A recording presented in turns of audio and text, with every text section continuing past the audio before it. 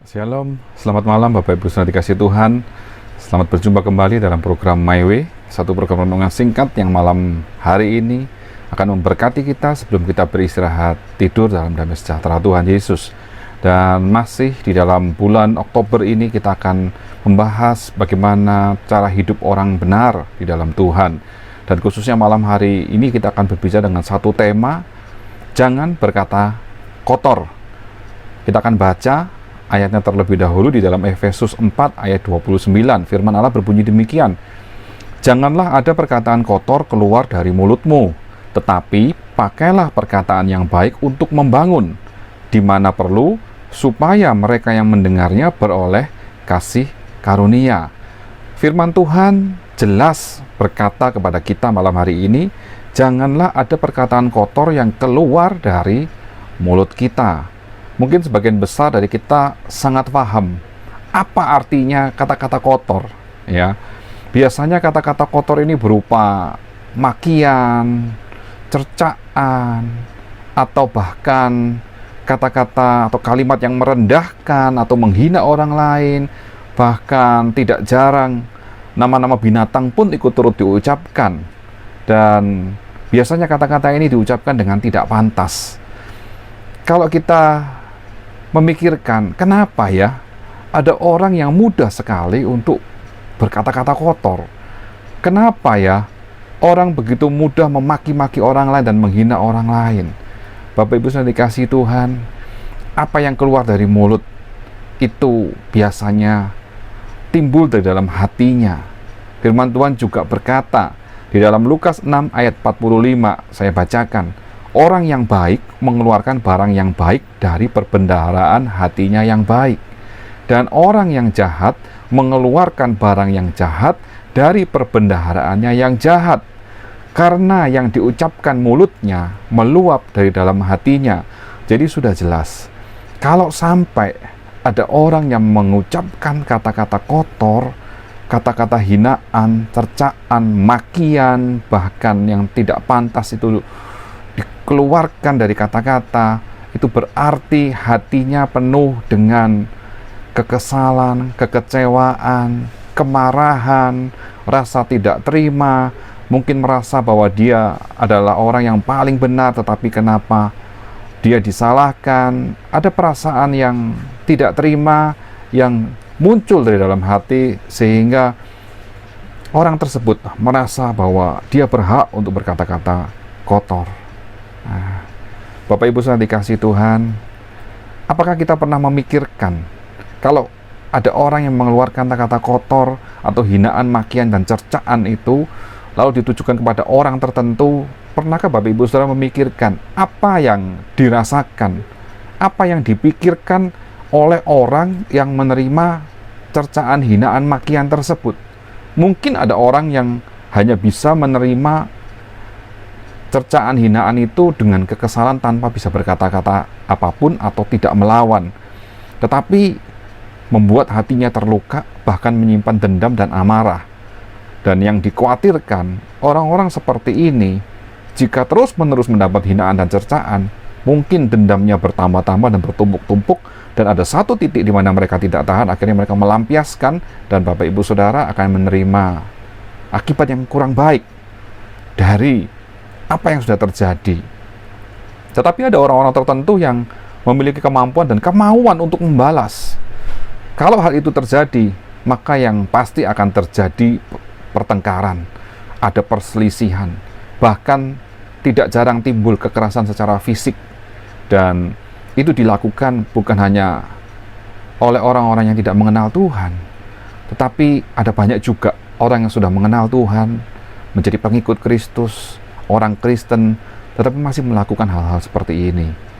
Dan tidak jarang kita melihat ada banyak keluarga yang hancur berantakan karena di dalam kehidupan keluarga mereka, masing-masing anggota keluarga saling menonjolkan dirinya, saling memberi kritikan yang pedas, bahkan caci maki dan kata-kata sinis sering dikeluarkan oleh satu anggota keluarga dan kepada anggota keluarga yang lain.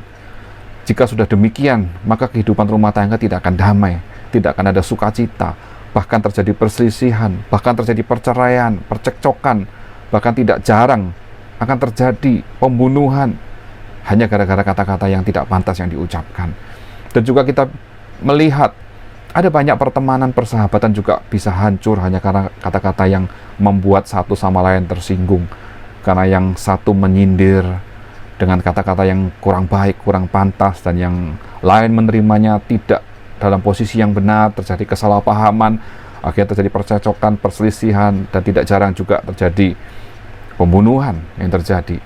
Bahkan juga, kalau saya boleh jujur katakan, di dalam hubungan pelayanan pun mungkin kita pernah mengalami hal-hal seperti ini ya. Ada teman-teman, ada rekan-rekan sepelayanan yang terlalu banyak mengkritik tapi tidak memberikan solusi, atau bahkan mengeluarkan kata-kata yang bernada merendahkan sehingga merusak kebersamaan yang selama ini sudah dijalani. Bahkan di belakang kita menyebarkan isu-isu atau gosip-gosip yang tidak benar, dan hal ini membuat sakit hati pelayan-pelayan Tuhan tersebut. Dan akhirnya terjadi perselisihan dan mereka berpisah jalan. Bukan hanya itu, ada jemaat-jemaat Tuhan yang menjadi sakit hati karena kata-kata dari seorang hamba Tuhan atau pendeta yang hanya mementingkan dirinya sendiri sehingga kurang memperhatikan kehidupan jemaat. Dan ini membuat perselisihan terjadi dan tidak ada damai sejahtera. Awasi perkataan kita, awasi setiap ucapan yang keluar dari mulut kita. Karena kata-kata yang kita keluarkan jika tidak pada tempatnya, apalagi kata-kata kotor, itu akan menghancurkan hidup orang lain. Mari kita akan baca di dalam Amsal 6 ayat 16-19. 6 perkara ini yang dibenci Tuhan, bahkan 7 perkara yang menjadi kekejian bagi hatinya, yaitu mata sombong, lidah dusta, tangan yang menumpahkan darah orang yang tidak bersalah, hati yang membuat rencana-rencana yang jahat, kaki yang segera lari menuju kejahatan, seorang saksi dusta yang menyembur-nyemburkan kebohongan, dan yang menimbulkan pertengkaran, saudara. Oleh sebab itu, malam hari ini, mari kita memiliki hati yang bersih, supaya di dalam perkataan kita terucap kata-kata yang membangun, supaya dalam perkataan kita juga terucap kata-kata yang memberkati orang lain, sehingga setiap saudara seiman kita, keluarga kita, bisa merasakan damai sejahtera dari Tuhan melalui perkataan kita. Lalu bagaimana caranya supaya kita bisa terus-menerus diperbaharui hati kita bersih oleh firman Tuhan? Dalam Kolose 3 ayat 8, tetapi sekarang buanglah semuanya ini, yaitu marah, geram, kejahatan, fitnah, dan kata-kata kotor yang keluar dari mulutmu. Berarti kita harus membuang segala marah, geram, kejahatan, fitnah, dan kata-kata kotor yang keluar dari mulut kita. Kalau kita marah, mari kita berpikir bahwa Tuhan sudah mengampuni kita, Tuhan sudah menebus kita. Kita tidak punya hak untuk marah, karena Allah yang membela. Kalau kita benar, kita yakin, sekalipun kita difitnah oleh orang lain, kita tetap yakin bahwa Allah yang akan membela. Tidak perlu kita berkata-kata kotor. Buang semua itu dari hidup kita. Belajar untuk menahan diri, menahan emosi. Ingat kasih Tuhan yang luar biasa yang sudah Tuhan berikan dalam hidup kita.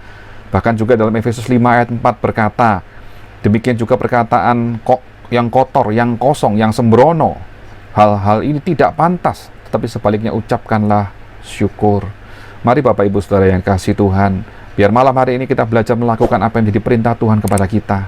Karena Tuhan sudah mengasihi kita, Tuhan sudah mencintai kita, Dia mengampuni segala dosa kesalahan kita, Dia memberikan kasih-Nya, bahkan Roh Kudus-Nya ada dalam hidup kita. Oleh sebab itu, biarlah hati kita semakin diperbaharui dan dibersihkan oleh kasih Kristus setiap saat, sehingga hati kita bersih, maka perkataan kita, pikiran kita juga dipenuhi oleh kasih Allah, dan kita bisa menyampaikan kata-kata yang membangun, kritik yang membangun.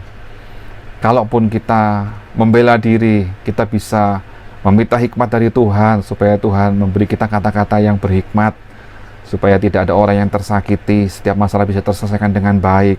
Tuhan pasti akan menolong kita, apapun yang kita alami, Tuhan akan menolong kita. Puji Tuhan, malam hari ini firman Tuhan berkata, jangan berkata kotor, tapi kuasailah hati dan pikiranmu, hiduplah dalam kasih Kristus, Tuhan akan memberkati kita semua. Puji Tuhan, selamat malam, Tuhan Yesus memberkati. Haleluya.